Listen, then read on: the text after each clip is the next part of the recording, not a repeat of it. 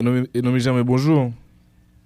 Alors, bonjour au Sénat, je salue tout le panéliste, en particulier et M. Alphonse. Votre première chance de parler à qui depuis le tonnerre, je bon retour. C'est un plaisir pour maintenant matin. Merci d'être disponible. Pour nous, par contre, c'est Robertson ou toujours là. Et Robertson, nous t'aidez-nous? Ok. Et Robertson a pris nous au cours de route. Professeur Germain, ou gardez le budget 2022-2023, décret budgétaire là, et ou gagné des remarques, notamment sur la mobilisation et ressources domestiques. Et selon vous-même, les prévisions que le gouvernement fait pour mobiliser les ressources domestiques à la fois dans le niveau douane et dans le niveau DGI, selon compréhension, c'est des prévisions qui sont irréalistes. Expliquez pour nous, s'il vous plaît. Bon, évidemment, et remarque par rapport à réalisme ou à sincérité budgétaire, c'est une dans plusieurs remarques que nous gagnons. Et une là-dedans, parce que nous pensons deux côtés, budget ça Sénat, nous allons regarder ça après, nous pensons que son budget a un ensemble de points positifs là-dedans, ce que j'appelle l'ensemble la détention positive que le gouvernement dégage à travers ce budget. Mais évidemment, il y a une préoccupation, c'est que, et moins douter du réalisme du budget pour plusieurs raisons. Réalisme veut dire que ça, ou bien sincérité, ça veut dire que ça, Sénat, ça veut dire que moi, je pense que le gouvernement lui surestimé sur les prévisions de ressources libres. C'est-à-dire que je ne pense pas que le cas atteigne les 267,5 milliards de gouttes, j'en dis là. Pour plusieurs raisons. D'abord, si vous considérez le cas de la douane, c'est vrai, depuis pratiquement le mois d'août 2022, la douane a fait des performances qui sont assez intéressantes. Mais pour plusieurs raisons, la fait performance, nous avons regardé ça hier, et M. Duval a essayé d'élaborer sur ça. Mais si vous regardez, par exemple, premier trimestre et exercice 2022-2023, c'est-à-dire sorti octobre et décembre, on prend compte que la douane devait mobiliser quand même 16 milliards de gouttes. 16 milliards de gouttes, c'est insuffisant pour atteindre une prévision qui est fixée pour la douane. Parce que, pas oublier, dans ce budget, la douane a dû mobiliser plutôt 90,3 milliards de gouttes. Donc, si pour un trimestre, la douane mobilise 16 milliards de gouttes, sous fait hypothèse que l'autre trimestre, c'est pratiquement même quantité comme la douane a mobilisé, là, c'est un premier élément. Oui. Allô? Mais au cas poursuivre. Allô? Oui, Enomi, au cas poursuivre. Allô? Oui, oui. Oui. D'accord, vous captez bien. Oui, nous captons très bien. C'est Robertson qui a des difficultés. Au cas poursuivre avec l'interview. Très bien, très bien. Oui, nous avons que, sous fait hypothèse que durant les 3 trimestres, la douane a autour de moyenne ça, pour prendre en compte que la douane n'a pas atteint véritablement 90 milliards de gouttes, en dépit du fait qu'il faut reconnaître l'ensemble d'efforts qu'a été fait. Mais le cas de la douane, quand même, il faut être d'accord que son cas est extrêmement intéressant. Mais maintenant, du côté de la DGI, pas oublier, la performance de la DGI dépend de la performance de l'économie. C'est-à-dire que l'économie a fonctionné normalement. Mais je pense que durant l'année 2023, il y a un ensemble de risques qui est toujours pesé sur l'économie en Haïti. Des risques politiques, risques sociaux, etc., etc., qui a fait que même l'année dernière, DGI n'a pas atteint l'objectif. Parce que, pas oublier, cette année, du côté de la DGI, le gouvernement a mis à 73,5 milliards de gouttes, mais l'année dernière, DGI était uniquement mobilisé 61 milliards de gouttes. Donc, je ne pas connaître, justement, par quel miracle, la DGI est capable de mobiliser comme ça. Mais là, il y a un troisième élément fondamental, les concernés sur les recettes sur produits pétroliers. Le gouvernement, par le passé, notamment l'année dernière, a subventionné les produits pétroliers. Mais il se trouve que l'année ça, le gouvernement dit qu'il a réalisé des ressources pétrolières de 21 milliards de gouttes. Mais je pense que c'est une hypothèse assez forte pour deux raisons fondamentales. Première raison, c'est que si le gouvernement dit la mobiliser comme, soit le gouvernement dit que le produit pétrolier sur le marché international a baissé, mais il se trouve que l'ensemble de prévisions et à l'échelle internationale qui dit que tout au moins pour le premier semestre 2023, le produit pétrolier est supposé augmenter. Mais pour deux raisons, il dit ça. D'abord, c'est que et dans fin décembre, dans commencement janvier, il y a l'économie chinoise qui était pratiquement considérée comme étant une économie pas totalement ouverte en raison de coronavirus. Mais l'hypothèse veut dire que l'économie chinoise là, l'a réouvert soufflé dans 2 premiers mois 2023 et ça a augmenté la demande pour le pétrole. Et de notre côté, l'offre pas augmenté parce que la Russie pas d'accord augmenter le pétrole et l'OPEP extrêmement réticent. Donc, sur l'augmentation de la demande alors que l'offre l'arrêté même genre, eh bien, on a une augmentation des prix des produits pétroliers sur le marché international. Et sous une augmentation sur le marché international là, et le gouvernement dit que la faire recette sur les produits pétroliers, ça veut dire tout simplement que le gouvernement a procédé encore à des augmentations des prix au niveau local. Et ça, je ne suis pas sûr que c'est très faisable compte tenu de la situation économique. Donc, si vous considérez raison ça, la douane DGI produits pétroliers, on va prendre compte que, écoutez, il y a des doutes que le gouvernement est capable de mobiliser recettes domestiques que le prévoit repartir. Vous écoutez. Et à qui ça nous a payé nous devons attendre nous est-ce que si on pas arriver mobiliser et toutes les ressources que vous prévoyez est-ce que nous allons aller obligé de recourir à financement monétaire ou bien est-ce que vous proposez avec le gouvernement pour réduire par exemple sous train de vie l'État pour capable de faire face avec situation ça et professeur Germain. D'abord, financement monétaire. Bon, financement monétaire, c'est déjà prévu. C'est déjà prévu au niveau du budget. C'est-à-dire, de toute façon, il y aura le financement monétaire. D'ailleurs, au niveau de ce budget, eh bien, il prévoit que la Banque centrale a financé l'État à hauteur de 33 milliards de gouttes. Il faut dire que là, c'est peut-être un élément positif dans ce budget parce que l'année dernière, prévision, c'était quand même 46,9 milliards de gouttes. Même si au final, c'est 45 milliards, 49,5 milliards de gouttes qui étaient actionnés, c'est-à-dire que la Banque centrale a financé l'État. Mais écoutez, financement monétaire, là, l'a toujours fait. Donc maintenant, à qui ça nous doit attendre? Nous, c'est peut-être à un déficit qui est beaucoup plus important que l'année dernière. Moi, attendez, ministre de l'économie et finance qui dit l'année dernière, c'était seulement un déficit de 38 milliards de gouttes. Eh bien, si le gouvernement pratiquement pas réalisé recettes et ses points de vue, nous, et deuxièmement, dépenses au même niveau, c'est quand même déficit budgétaire et déficit ça qu'on est de toute façon dommageable pour l'économie. Mais maintenant, baisse train de vie l'État, moi, pas tout à fait penser que le gouvernement est taboué dans une situation de baisser train de vie en dépit de tout. Et je vais l'expliquer pourquoi ça. C'est qu'on a une économie qui est en dépression économique. Je l'ai dit plusieurs fois dans le micro Magique 9. Là, dans dépression économique, il y a une politique pratiquement qui consistait à relancer l'économie, c'est politique de dépenses beaucoup plus. D'ailleurs, là, c'est en économie, c'est dans la logique keynésienne, il faut le gouvernement dépenser beaucoup plus pour prendre un jeune ménage qui est plus pauvre.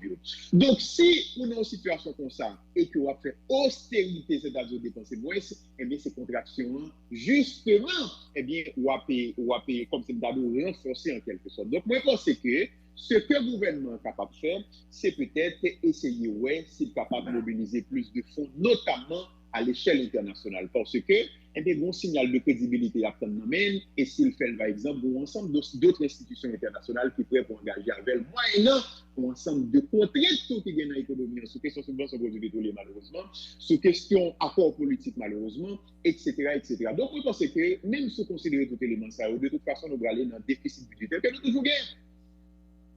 Et non, mais jamais on t'a gardé et prévision que le gouvernement gagne en termes de recettes pour nouveau budget, selon même les prévisions ça irréalistes et ou dit nous capables d'attendre nous avec un déficit beaucoup plus important et un déficit budgétaire beaucoup plus important que ça nous a gagné et l'année dernière là et selon même pour le gouvernement capable de faire face avec situation côté et il y a trop d'ambition sur recette et pas privé et ramasser tout comme ça et ou proposer au gouvernement et pour l'État mobiliser des fonds notamment au niveau international. Robertson, nous avons quelques questions pour nous avant de fermer l'entrevue.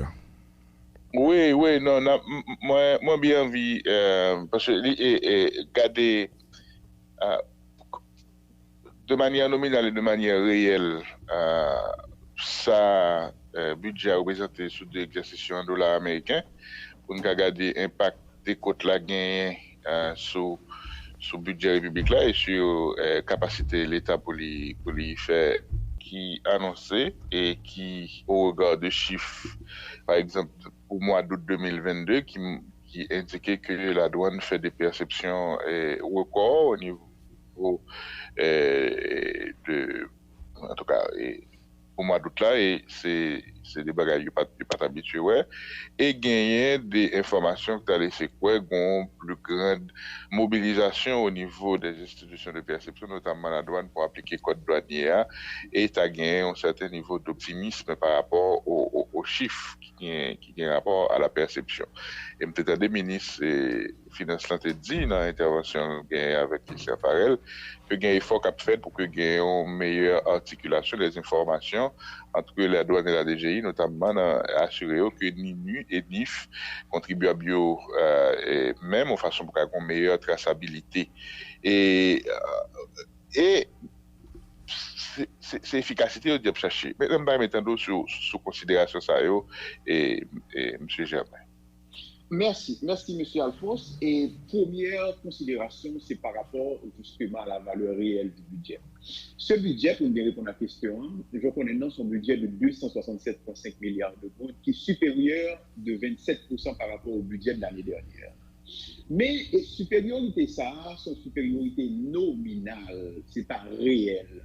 Il y a plusieurs raisons, il y a plusieurs façons de regarder ça. Dans une question de changement, on peut regarder la question d'inflation. Parce que, pas oublier, quand il y a un budget, il y a soulevé et inflation pesée sur lui sur l'environnement inflationniste. C'est-à-dire, sous déflater le budget, c'est-à-dire, ou retirer le poids de l'inflation, pour prendre en compte que ce budget, en valeur réelle, est inférieur par rapport au budget de l'année dernière. L'année dernière, quand le budget de 210 milliards de gouttes est adopté, eh bien, on a eu un niveau d'inflation de 24,6%.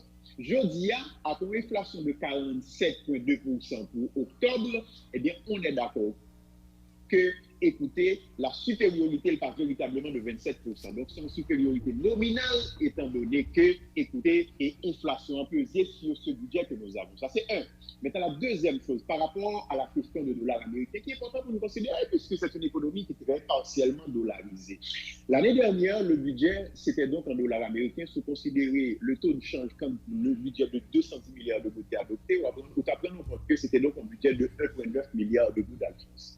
Aujourd'hui, le budget, c'est environ 1,7 milliard de gouttes. Donc, c'est vrai que le budget a une augmentation de 27%, mais l'augmentation, elle est nominale. Donc, en conclusion, un budget, parce que quand on parle de pouvoir d'achat, quand on parle de revenus pour ménage, l'on parle d'inflation, c'est que, écoutez, et ménage, le pouvoir d'achat l'augmente. Mais pour l'État, il y a ça le pouvoir d'intervention. Donc, dans ce budget, il ne peut pas permettre véritablement que le pouvoir d'intervention, l'État augmente véritablement, parce qu'il y a deux éléments qui pesaient sur lui, qui c'est l'inflation, qui c'est le change. Et d'ailleurs, jusqu'à présent, il y aurait été de véritables risques sur le budget. Donc, il y a un risque pour que la valeur réelle du budget soit plus petite pour vous. Maintenant, est-ce que même réflexion ça va appliquer par rapport à la prévision de recettes pour la douane et des cotes là qui fait que et une composante dans la prévision qui est tout simplement due au change?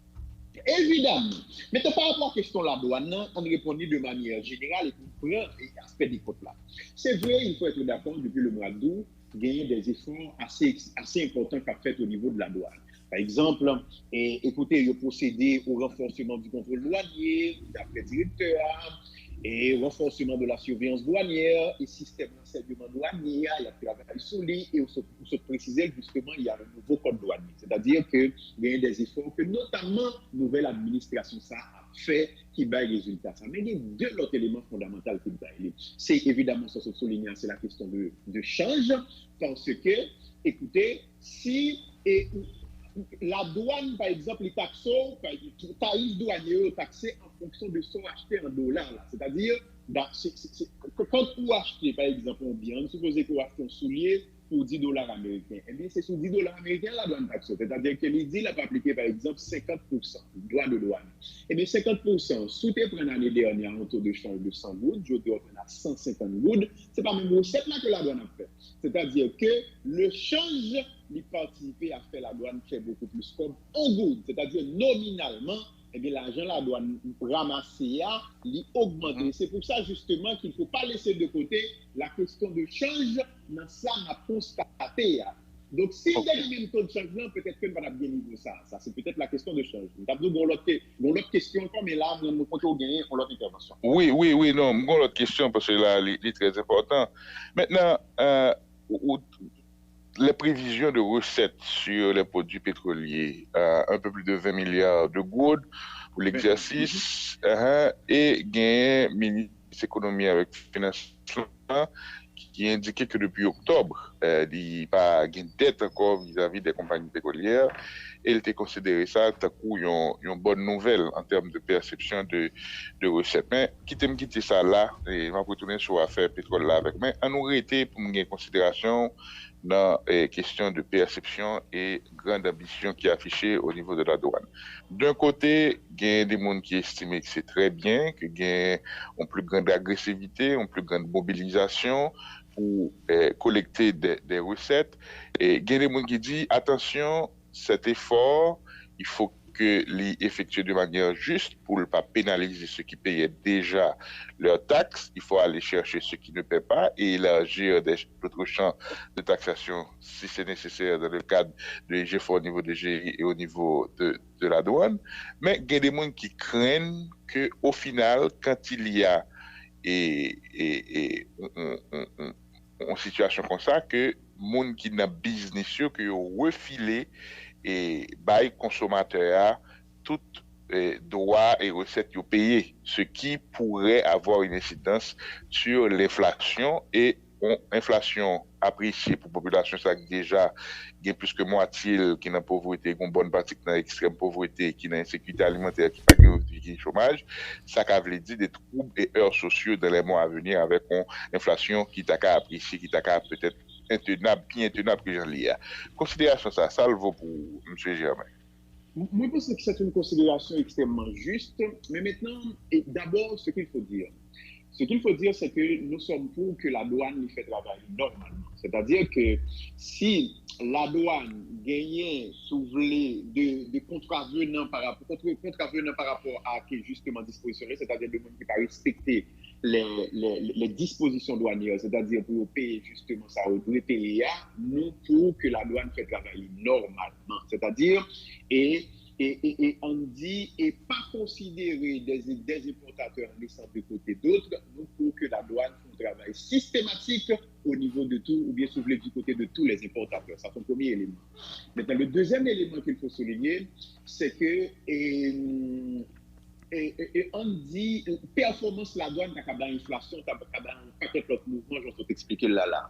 Et de mon côté, c'est que là, c'est peut-être pas sauf la douane, parce qu'il suffit que la douane fait travailler normalement. Si prix augmenter parce que dollar américain augmenté, là, je crois que c'est pas véritablement de la responsabilité de la douane. La douane doit faire son travail normalement. Par exemple, son importation bien, par exemple, tarif douanier, c'est 50%, la douane applique 50% avec le taux qui est en vigueur sur le marché. Évidemment, les importateurs, il y a filé augmentation ça dans les consommateurs. Là, c'est d'autres autorités, notamment la Banque centrale qui vient pour lever à la valeur interne et externe de la monnaie, par exemple, qui pour faire intervention, c'est l'économie qu'il faut renforcer, mais ce n'est pas la douane. Donc, moi-même, et appréciation comme c'est que la douane doit faire travailler normalement, de manière systématique, sans que il y ait des importateurs qui pénalisent en laissant d'autres importateurs de côté. Donc, c'est un paquet d'entités qui doit en cohérence, faire effort pour l'État rentrer plus que 7 pour le parler, faire financement monétaire. Il faut faire attention aussi en refilant les coûts que l'importateur gagne à la population pour qu'il ne pas pénaliser. Donc, c'est comme si Mdado, Jean Duval d'Abdillah là, on pied sous gaz, on pied sous frein, c'est le bon équilibre qu'il faut toujours trouver. Maintenant, on a l'autre question. Le financement monétaire du déficit, une source, c'est les produits pétroliers. Et l'État haïtien, depuis octobre, il n'a pas fait subvention aux produits pétroliers. C'est ça, le ministre de l'économie et des finances a dit. Et en soi, est-ce une bonne chose ou pas, et non, Germain? Je crois que c'est une bonne chose que, écoutez, pas gagner de financement monétaire qui est expliqué par la subvention des produits pétroliers. Mais ça ne veut dire pas de financement monétaire du tout. D'ailleurs, dans ce budget, on prévoit justement un financement monétaire de 33 milliards d'euros, c'est-à-dire on baisse de 29% par rapport à l'année dernière. Donc, je crois que là, c'est une bonne chose. Mais maintenant, je vais t'expliquer ça tout à l'heure. Moi, je pense que jusqu'à présent, c'est hypothétique, Alphonse. C'est hypothétique parce que Écoutez, gouvernement, les chitas sont hypothèse que les prix produits pétroliers sur le marché international n'ont pas augmenté. Alors que nous avons un ensemble de spécialistes, un ensemble de prévisions qui disent qu'il y a une augmentation des prix des produits pétroliers.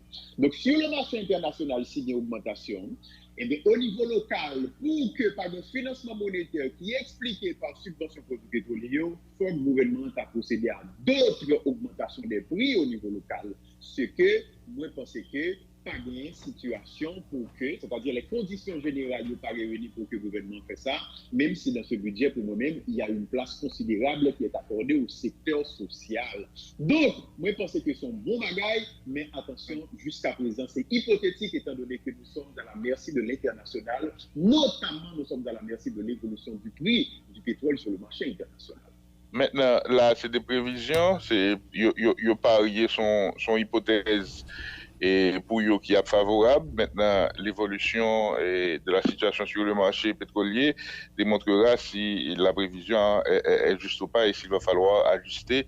Et l'ajustement pourrait être fait, je présume, dans le cadre d'un budget rectificatif. Maintenant, dans le décret budget, ça, il y a des points positifs ou observer, notamment une augmentation de 530% du budget du ministère des Affaires sociales et du Travail par rapport à l'année dernière. On dit que c'est une bonne chose et où relever également un peu plus d'ambition de l'État qui a accordé plus de ressources au niveau de portefeuille d'investissement.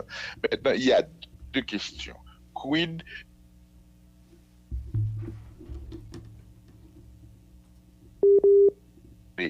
la politique sociale du gouvernement dans ce contexte, quid de capacité managériale, quid de mise en place pour éviter que par des détournements, gaspillage, dilapidation, vol et tout ça nous gagné par le passé malheureusement dans l'utilisation fonds publics, nous remettant sous partie ça.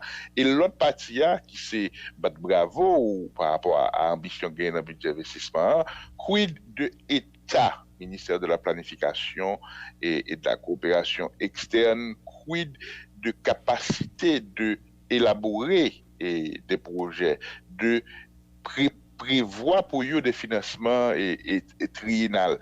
Est-ce que l'administration a toujours les ressources et techniques pour faire travailler ça à l'échelle du territoire et non jamais? Très bien. Les points positifs, moi, les hôpitaux sont des intentions positives. Intentions veut dire que, un, c'est des prévisions, et deuxièmement, moi, gagner de doutes par rapport à la capacité de l'État. Le ministère des Affaires sociales, c'est la première fois, et dans le budget en Haïti, que c'est le deuxième poste qui est plus important.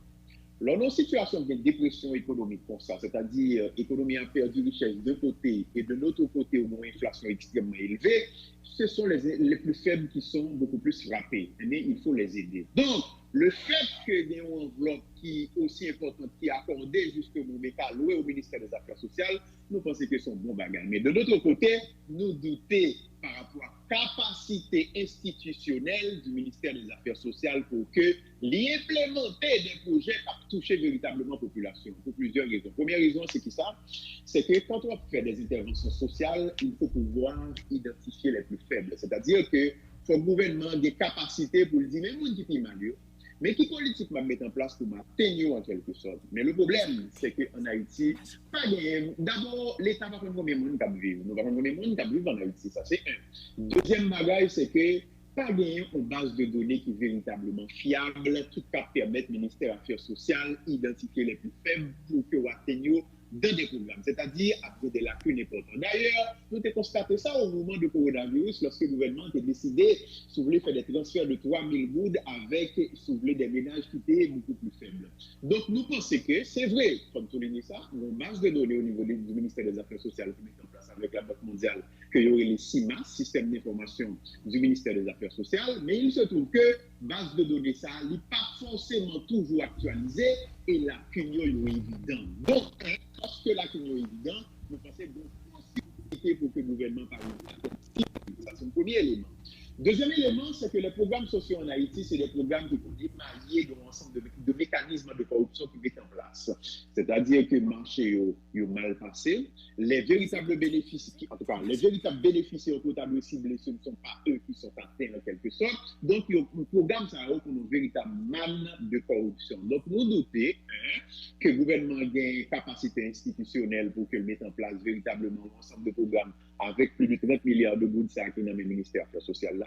Et deuxièmement, nous doutons que, écoutez, et comme ça, elle va disparaître dans des mécanismes de corruption qui sont clairement articulés par les autorités. Donc là, c'est bénéfice du tout au gouvernement, mais attention, nous gagnons de véritables doutes. D'autant plus que, écoutez, il n'y a pas de programmes sociaux qui sont connus de tous. C'est-à-dire que, ou même les journalistes, si demandent quel est le programme social, est-ce que bon projet, justement, que nous voyons que le gouvernement dit, mais qui objectif la patente, mais qui boit, etc.